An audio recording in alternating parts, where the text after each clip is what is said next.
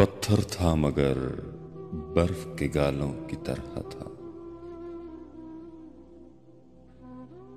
पत्थर था मगर बर्फ के गालों की तरह था। एक शख्स अंधेरों में उजालों की तरह था। ख्वाबों की तरह था ना ख्यालों की तरह था। वो इल्म रियाजी के सवालों की तरह था।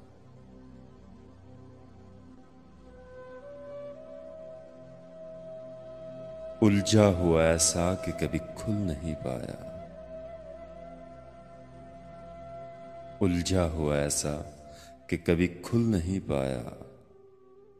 सुलझा हुआ ऐसा कि मिसालों की तरह था। वो मिल तो गया लेकिन अपना भी मुकद्दर। शतरंज की उलझी हुई चालों की तरह था। वो रूह में खुशबू की तरह हो गया तहली,